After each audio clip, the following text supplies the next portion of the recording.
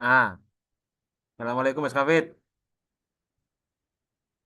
Waalaikumsalam Pak Iqbal. Nah, Mas Kafid, eh, kelas Children Literature, ya, itu hari Jumat kamu dengan Pak Iqlil sama kakak kelas, sama Mas Holly, sama Mbak Nurul, Mbak Anggi itu loh. Itu jam 8 Mas Kafid. Kamu hadiro, Oh biar, enggak Pak. biar Pak Iqlil nggak record apa Zoom terus. Rame kok, Enggak. rame. Tiap hari Jumat jam 8, telat paling jam 8 lebih 15 menit lah. Gitu ya. Rame. Kalau yang kelas ini, kelas digital literacy ini agak sepi. Kamu sama Mas Abim toh. Mas Abim kayaknya nggak hadir. Halo, Mas Abim. Sehat ya kamu ya? Iya Pak. Sehat. Rumahmu mana sih Mas Abim? Di Pacet. Oh, waduh, itu loh. Pacet mana Mas Abim? Pacet Kemirinya Pak. Oh, Kemiri. Kemiri. Cendono itu ya. Enggak. Berarti tempatmu itu atasnya Pak Irfan. Rumahmu itu. Ya betul Pak. Makanya kok males ke kampus. Agak jauh ya. Tapi sekali-kali ya nggak apa-apa Mas Hafid. Ya, ke kampus, ngobrol-ngobrol santai. Ya, Enggak Pak. oke Mas Hafid. Langsung aja ya. Kita hari ini kita mulai ya. Ya, bukunya itu ya saya Baik. share di grup itu. Ada dua. Yang pertama itu Suara dari Margin. Ya. Yang ketiga, yang pertama, yang kedua ini New Literacy Studies. Ya, dari yang ngarang ini siapa kemarin itu? Lupa saya. Bukunya pokoknya ada di ini, yang ada di grup. Ada di grup itu buku pegangannya. Ingat Mas Hafid, kamu harus masuk minimal hadir itu jangan sampai melebihi ketidakhadirannya itu jangan sampai tidak melebihi 4 kali pertemuan. Ya, jangan sampai melebihi 4 kali pertemuan. Dikit-dikit aja yang penting intinya tersampaikan. Kamu apa tanya sedikit-sedikit udah bisa lulus ya jangan sampai tidak masuk sama sekali berbahaya.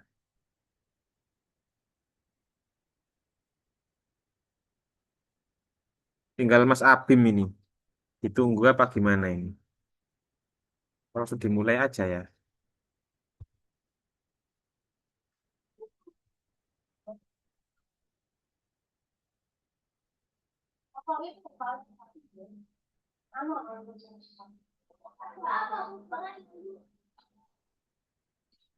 Kalau kemarin kita nerangkan tentang literasi digital ya, sekarang challenge-nya apa kendalanya. Kemarin kita terangkan tentang minim rendahnya juga sedikit-sedikit, tapi kita hari ini perdalam lagi apa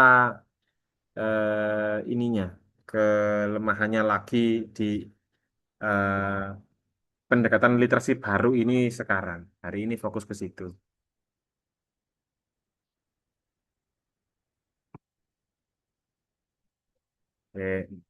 Saya WA-nya Mas Abim.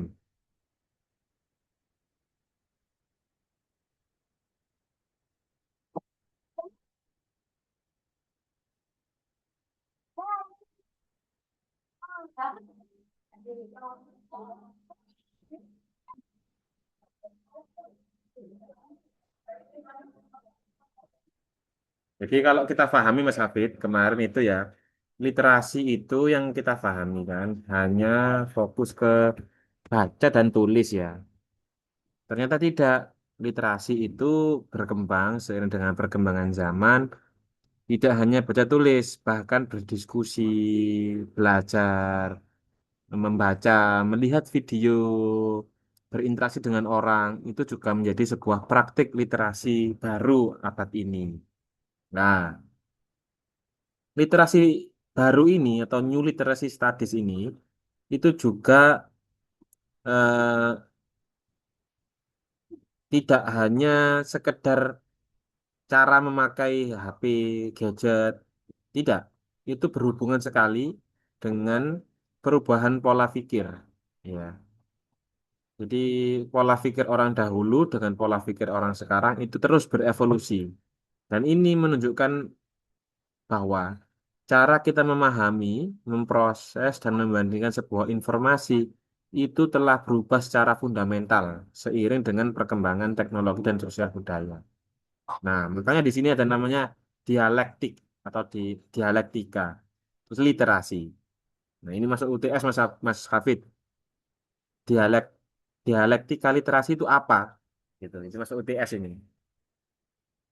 Dialektika literasi itu dijelaskan adanya dua kekuatan yang saling bertentangan atau berbeda dalam ketegangan. Dan kedua kekuatan ini saling berinteraksi dan bekerja sama. Hasilnya, kalau dijelaskan di sini ya, hasilnya adalah sesuatu yang baru yang memiliki jejak dari kekuatan asal, namun secara kualitas berbeda dari keduanya. Intinya sederhananya ya begini ya. New Literary Studies adalah hasil pertemuan antara cara lama tradisional dan apa cara baru karena zaman baru yang melahirkan pemahaman yang baru dalam memahami sebuah literasi. Nah, contoh ya, ini contohnya. Di abad ke-18 ya, pada khususnya revolusi industri. Negara-negara barat itu kan telah mengembangkan ini ya, tujuan tujuan cara berpikir yang khas. Ya, jadi kan industri semuanya serba industri. Nah, hal ini menjadikan literasi kita saat ini itu dipengaruhi oleh sejarah-sejarah industrialisasi. Namun ya, uniknya ya, sekarang kita sedang mengalami pergeseran menuju pola pikir yang baru melampaui model-model industri tersebut.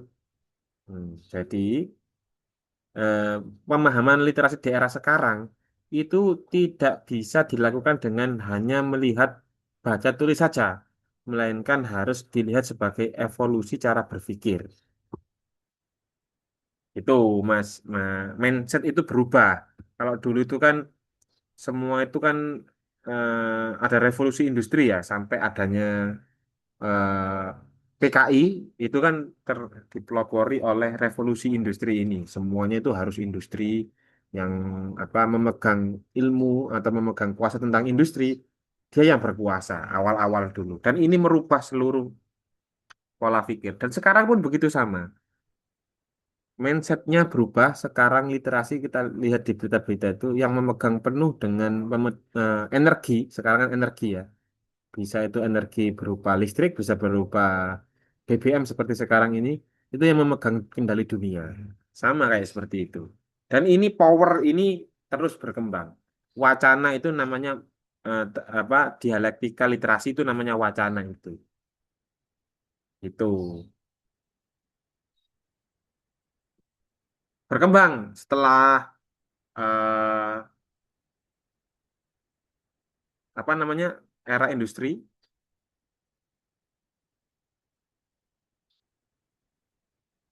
Sebentar.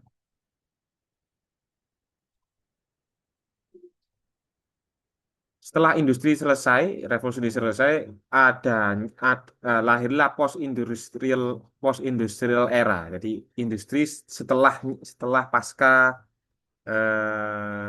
revolusi industri.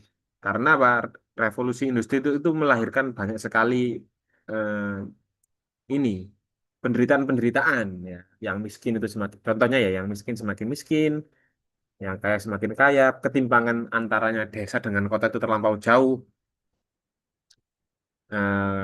Masyarakat yang tidak berpendidikan itu semakin miskin ya, gapnya itu miskin jadi budak selamanya lah, tapi secara halus. Ya ini dialami sekarang di Indonesia sama ya. dengan gaji UMR yang mana kebutuhan sehari-hari itu melebihi UMR, tentunya akan eh, ketika dia sakit misalkan, dia akan larinya pasti ke pinjol atau ke hutang sana sini gitu ya. Nah, ini seperti itu kondisinya sama kayak seperti ini sekarang saat ini. Ketika industri itu seperti itu karena apa? Upah itu tidak sesuai dengan ketimpangan sosial itu sangat tinggi. Tuh. Nah, kalau post industrial era ini bagaimana? Kita lihat. Oke, sebentar. Kak lemot ya.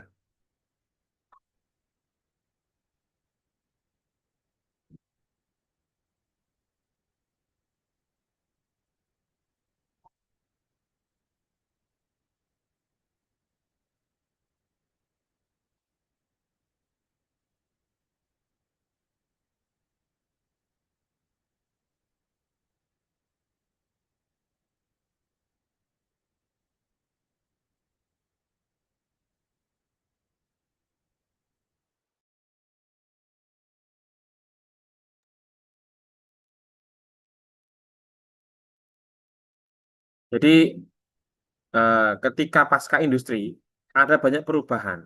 Bukan hanya soal ini ya teknologi yang memegang industri, tapi munculnya mindset baru tentang bagaimana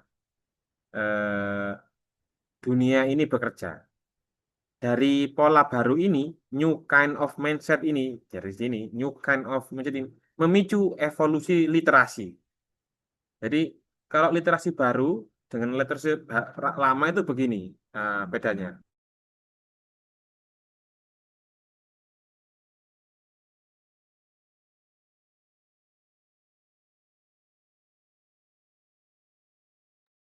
Ada mobil lewat, ada berisik ya. Kalau literasi, meskipun literasi baru ini memiliki beberapa kesamaan dengan literasi yang lama atau konvensional atau tradisional ya. Nah, yang berkembang di era modern eh, ada hal-hal yang berbeda yang sangat mendasar dalam literasi new literasi ini. Yang pertama, ini tapi bukan hanya ini ya, bukan hanya sekedar komputer, gadget, HP, bukan. Tapi yang pertama, adanya krisis di dunia pendidikan. Ketidaktahuan pendidikan itu berada di titik perkembangan sejarah budaya di mana institusi pendidikan belum benar-benar tahu cara menangani literasi baru. Nah, dominasi literasi lama dari aktivitas sehari-hari di sekolah itu masih didominasi oleh literasi lama, hanya membaca buku teks secara linier atau menulis masalah makalah tradisional dan lain-lain. Jadi sekolah ini belum siap. Dan di pasca industria ini juga ada namanya kesenjangan gap tadi sudah saya bilang. Gap itu artinya kesenjangan. Kesenjangan antara yang dilakukan oleh siswa di sekolah dengan bagaimana mereka berinteraksi dengan dunia luar menggunakan literasi baru ini. Ya, jadi begini, saya terangkan. Di sekolah itu dia tidak menerangkan ada masalah apa di sekitar masyarakat di sekitarnya itu. Ada isu-isu apa di sekitar sekolah itu. Dia hanya fokus ke teks, tapi tidak difokuskan untuk menyelesaikan permasalahan di sekitar lingkungan sekolah atau di sekitar tempat tinggalnya dia.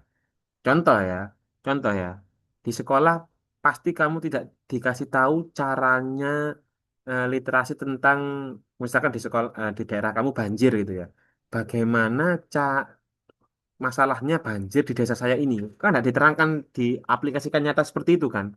Ada gap kesenjangan antaranya di teks dengan kebutuhan di masyarakat, masalah di masyarakat. Nah, ini menjadikan masyarakat di pendidikan itu ada ada dinding tebal yang memisahkan antaranya kedekatan antaranya warganya dengan dunia pendidikan. Eksklusivitas ini menjadikan sistem pendidikan di dunia itu eh, setelah pasca industri itu ya dengan pola pikir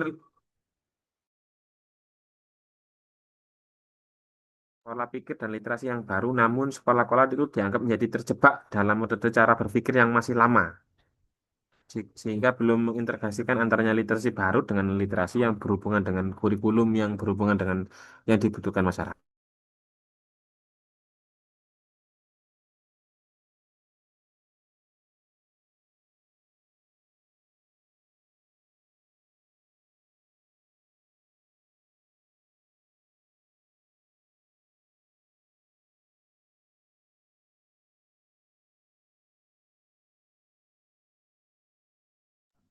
Rungokno ya.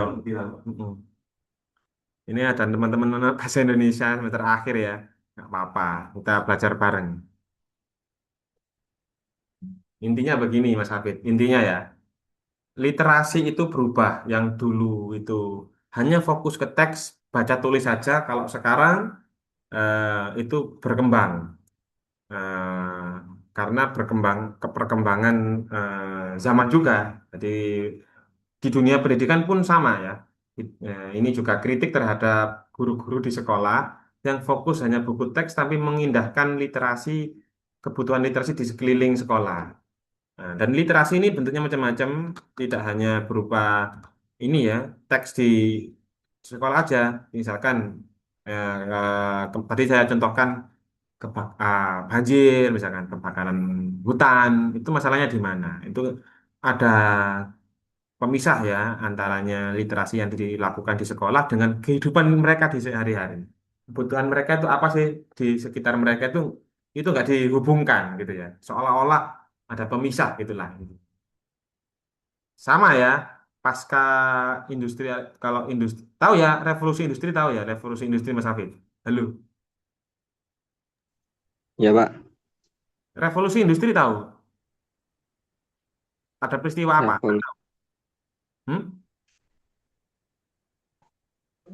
Jadi ada revolusi industri itu pada waktu itu jadi uh, munculnya ada teknologi namanya mesin uap awalnya itu. Mesin uap ini yang menjadikan transportasi menjadi lebih cepat. Contoh ada kereta api. Dulu kereta api kan awalnya itu kan pakai mesin uap ya. Dulunya kan pakai uh, tenaga binatang, kuda atau pakai ini ya, apa manual ya, pakai tenaga manusia. Nah, berkat adanya Manusia. tenaga uap ini, yang awalnya mungkin mengirim barang itu cuman eh, yang awalnya 7 hari jadi 1 hari. Tidak hanya di kereta api, apa jenenge itu kapal itu kan juga pakai mesin uap. Apalagi ya? Semuanya itu berubah karena ada mesin uap tadi itu. Akhirnya orang yang memegang teknologi mesin uap ini dia yang berkuasa. Tenaga apa teknologi yang memegang teknologi ini yang dia yang berkuasa. Dan ini merubah seluruh mindset masyarakat di daerah Eropa sana. Bahkan di Eropa ya, di Eropa itu ada yang namanya kalau orang Indian itu kuda hitam. Tahu istilah kuda hitam? Munculnya kuda hitam itu tahu dari mana? Itu muncul dari kereta api itu kan warnanya hitam. Kereta api itu kan warnanya hitam. Logistik apa hasil bumi di Amerika itu dengan cepat, masif dan cepat itu diangkut oleh eh, kereta api ini. Kan kalau ada cerita di film-film itu kan ada suku Indian sama Kobo itu ya yang jarah ini ya apa kereta api itu kan. Itu memang seperti itu kejadiannya. Apa kenyataannya memang begitu. Dan ini merubah seluruh masyarakat di seluruh dunia yang memegang teknologi yang dia yang menang. Kalau sekarang yang megang BBM yang menang ya, Prince Bahlil itu yang berkuasa. Iya memang begitu. Memang eranya begitu. Yang megang energi dia yang menang. Yang megang energi dia yang survive. Dan literasi ini bukan hanya sekedar baca tulis ya. Dia harus bisa memahami apa relasinya dengan kebutuhan sehari-hari. Kalau sekarang BBM, berarti kamu harus tahu pengganti BBM yang oke itu apa. Oh, solar solar apa listrik, apa motor listrik misalkan gitu. Caranya gimana ini? Ya, harusnya sejak kecil anak-anak sekolah diajari caranya mendapatkan tenaga surya misalkan PLTS gitu pembangkit listrik tenaga surya yang diinstal diinstal manual anak SD harusnya begitu anak SD sekarang sudah aware dengan energi gitu tapi coba lihat di sekolah-sekolah enggak kan. Arek sekolah-sekolah paling saya kira sibuk sampai FF sampai apa FF sampai apa sebenarnya ada bisa nih Mobile Legend. Nah, padahal di luar itu sudah anak kecil itu sudah begitu, sudah diajari install PLTS, terus ngerakit sepeda listrik, begitu, Rek. Kalau kita tertinggal, tentunya ketika ada masalah seperti dulu, pasca revolusi industri apa? Pasca revolusi industri. Itu sampai merubah mindset itu. Sampai merubah ideologi bangsa. Lahirnya apa Partai Komunis Indonesia, apa PKI itu kan pemicunya kan revolusi industri, Mas Hafid. Ya, teman-teman ya. Jadi karena orang kaya semakin kaya, yang miskin semakin miskin, akhirnya ada pergerakan partai buruh yang bergerak harus kekayaan ini harus sama rata. Tapi ditelan mentah-mentah ini ya. Sebenarnya ideologinya bagus, memisah jurang kemiskinan ya. Tapi ditelan mentah-mentah di Indonesia, akhirnya apa? Sebenarnya bagus loh ya. Orang apa? Hanya di Indonesia kan begini. Orang yang punya sawah banyak itu dibagi rata, ya kan dulu PKI itu. Orang yang kaya hartanya dijarah, dibagikan orang miskin-miskin. Dulu itu begitu. Apa apa salah kaprahnya begitu. Padahal ideologi komunis, partai komunis itu bagus, mengentaskan kemiskinan, keadilan sosial yang merata, kemiskinan, jurang kemiskinan harusnya tidak ada lagi di Indonesia ini, itu kan. Itu pasca industri tahun 19 berapa tuh PKI dulu itu saya lupa.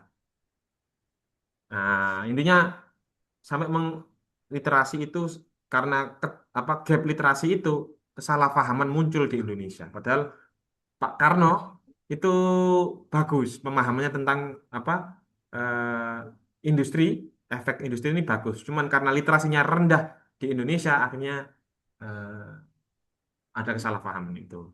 Sama ya, kita lihat, kita ngomongkan lingkungan misalkan ya. Arjuna Wulirang kemarin kan di demo, warganya demo.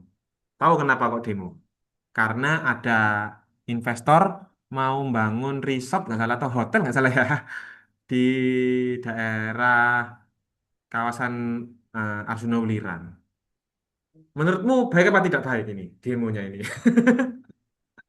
Kalau era post-truth, tahu post-truth? Era di mana orang itu menginginkan tontonan yang diinginkan. Tidak peduli itu benar apa tidak benar. Misalkan ya, kamu ingin apa ya, sekarang itu yang viral itu kan ini, yang viral itu kan 17 mahasiswa UI ini ya, Hafid, pelecehan seksual, Pelecehan. pelecehan seksual ya kemarin WA grup apa apa sih kemarin itu ya. Netizen itu kan menginginkan mereka dihukum seberat-beratnya kan, iya kan? Tanpa tahu Ya, kitanya seperti apa yang salah. Dia seperti itu pemicunya nggak tahu kan? Jangan-jangan ada pemicunya, tapi kita nggak tahu kan? Siapa yang salah, siapa yang benar? Iya kan nggak tahu kan? Yang diinginkan pokoknya netizen, dia salah, harus dibully, harus dihajar, pelecehan seksual, begitu. Itu namanya era post-truth. Sama kayak Arjuna Welirang ini. Yang ditahu masyarakat, wah nanti lingkungan saya tercemar, nanti pasti banjir.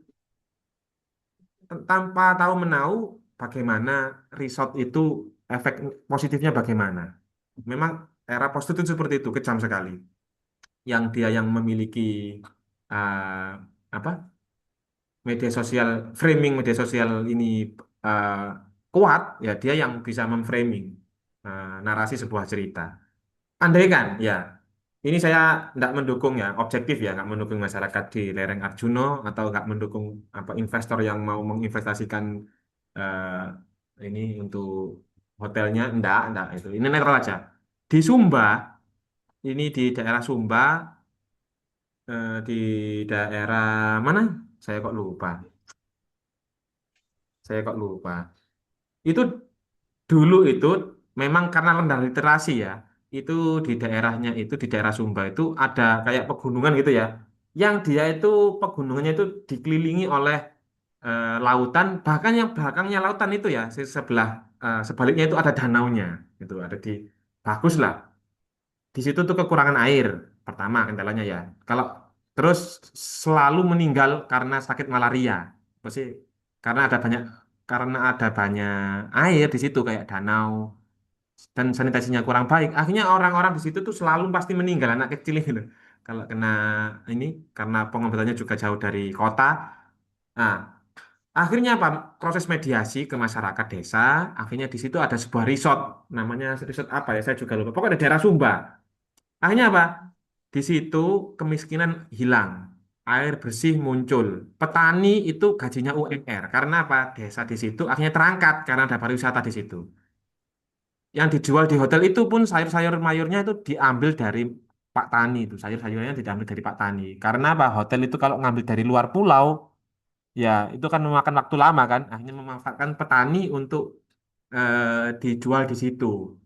Bahkan si turis-turis asing pun ini juga belajar menanam padi, menanam di membantu petani di situ. Nah, ini kejadian yang sudah terjadi di Sumba, ada resort.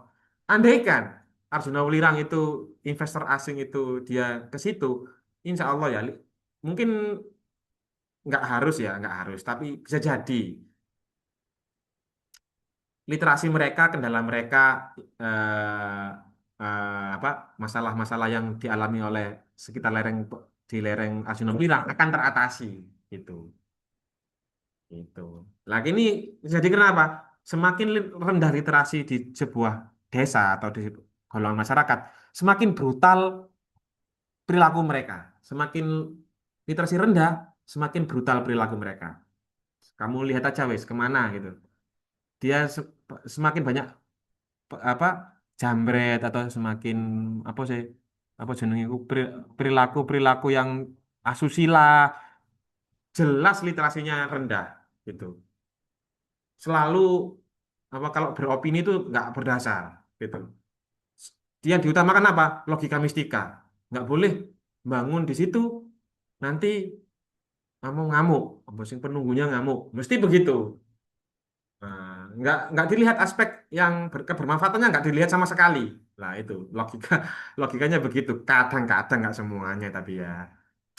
Nah, literasi di sini pentingnya di situ dan tidak harus di sekolah ya. New Literacy Studies (NLS) ya. Literasi baru ini tidak hanya baca tulis, tapi harus dihubungkan dengan kebutuhan sehari-hari, relevansinya sehari-hari. Nah, ini kamu jadi guru misalkan ya, jangan di dalam kelas terus. Ya sekali-kali kamu bukakan wacana, oh apa di luar teks buku gitu. Di daerah sini potensi wisatanya apa sih? Kenapa kok nggak berpotensi jadi wisata? Kan di setiap desa kan dikasih 3M ya, ya, ya, ya. BUMDes itu. Tapi rata-rata kenapa kok nggak?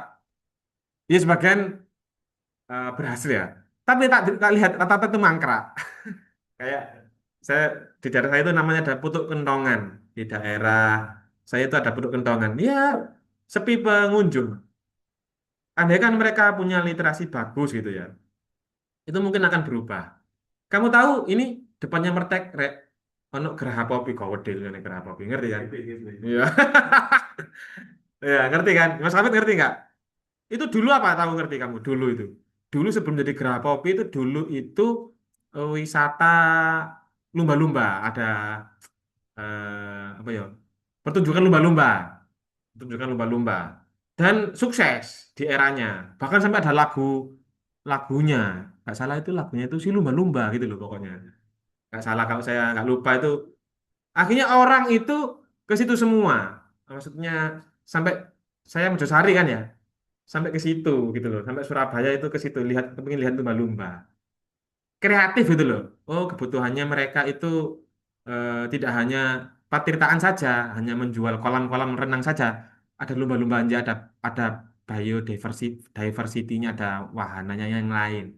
Kalau sekarang nggak dipikir itu pokoknya ada proyek ngono-ngono digawe no mari wis lepas tangan Sustain- sustainability apa sih keberlanjutannya nggak diindahkan karena apa minimnya literasi mereka nggak punya sekedar berimajinasi untuk survive ini ya apa sih caranya gitu nggak iso yang dipikirkan selalu negatif misalkan buat buat petirtaan ya Pak nanti tuh pompa air butuh listrik. Nah, kan nggak melek ya kan diinstal PLTS tadi aku kok PLTS tenaga surya kan listriknya kan selesai nggak ada yang dikeluarkan apa solar solar kan enggak untuk pompanya kan enggak ini masalah mindset aja dari dulu begitu ya industri revolusi industri selalu memunculkan mindset mindset baru sekarang waduh mati wes YouTube musimnya habis ini mau 10 menit lagi mau habis Mas Hafid ya.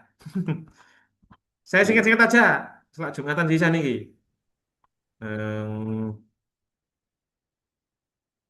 Saya ada contoh kayak contoh kasus saya punya eh, yang diterangkan di Suara dari Margin ini. Suara dari Margin ini saya singkat aja ya. Eh, Seorang TKI apa? Pekerja TKI itu tenaga kerja Indonesia yang di asing ya. Nah, dia itu eh, dapat perlakuan rasis di negaranya. Nggak salah negaranya yang dia kunjungi itu Cina. Cina apa Jepang ya? Cina nggak salah. Cina apa Korea gitu. Oh bukan Jepang. Cina kalau nggak Cina ya Korea. Buku ini menceritakan kehidupan seorang perempuan ya Muslim, perempuan Muslim Asia ya. Itu kan rasis ya. Kalau di luar itu kan perempuan hitam miskin gitu ya. Kalau di sini tuh gitu. Orang Islam bahkan di Korea, orang Islam itu dianggap apa ya? Dianggap sama ya di Jepang. Sekarang kamu search di Google berita. Pembangunan masjid itu dilarang. Bangun masjid itu loh dilarang di Jepang itu. Karena apa? Kayak kayak sama ya kayak di New York sama kayak di Korea kayaknya banyak penolakan orang Islam ini. Dia sudah perempuan, Muslim gitu ya. Terus miskin karena dia TKW ya. Label rasis itu muncul di satu orang ini. Apa teman apa yang diceritakan di bukunya ini. Kamu eh, saya kirim ya. Judulnya itu Suara dari Margin, Mas Hafid. Dia itu bercerita bahwa perilaku rasis itu sangat kental di negaranya. Terus bagaimana dia bisa survive? Kalau dia tidak punya literasi yang kuat, tentunya dia akan langsung kekerasan seksual, pulang-pulang tinggal nama, alias meninggal.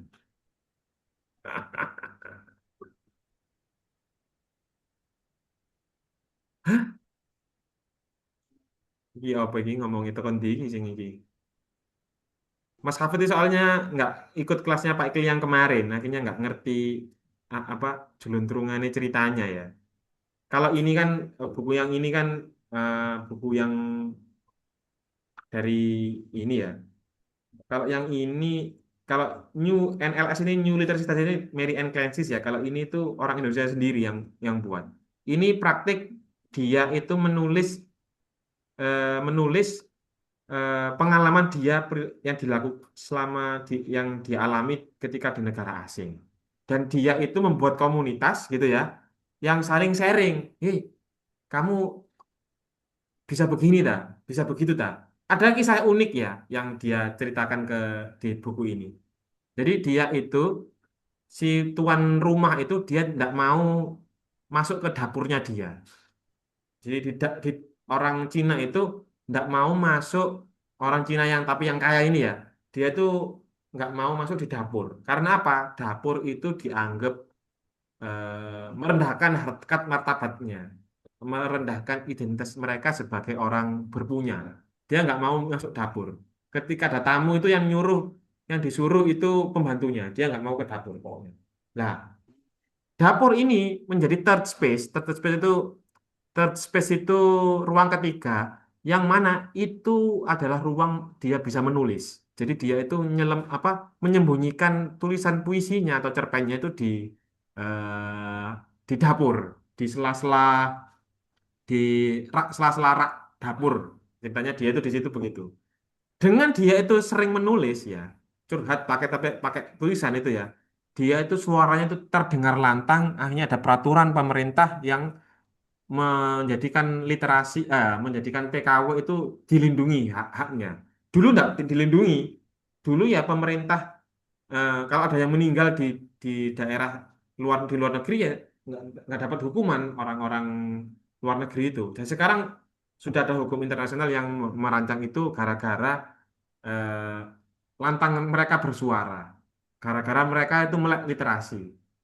Sama ya kayak Cut Nyak Din kalau kita logikakan dengan Ibu kita Kartini yang kemarin 14 April diperingati itu, kenapa Cut Nyak Din itu nggak populer? Yang lebih populer itu Ibu kita Kartini. Kartini. Karena Ibu kita Kartini dia itu bisa menulis, bisa berliterasi. Sementara Cut Nyak Din hanya berperang melawan penjajah gitu. Dan nggak diperingati. Kalau si ibu kita Kartini diperingati, ya kan kemarin itu kan ibu kita Kartini. Gitu Mas Hafid untuk hari ini. Semoga Iya, Pak. menginspirasi kamu kalau literasi ini tidak hanya baca tulis intinya.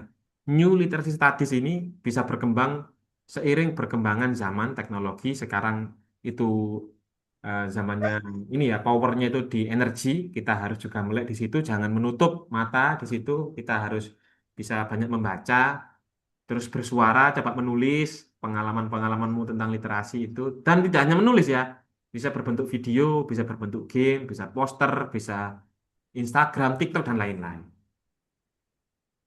Terima kasih Mas Kafid ya. Untuk hari ini kita akhiri dulu. Ada Terima pertanyaan? kasih, Pak. Belum saya tutup. Ada pertanyaan? Sud- Tidak ada, Pak.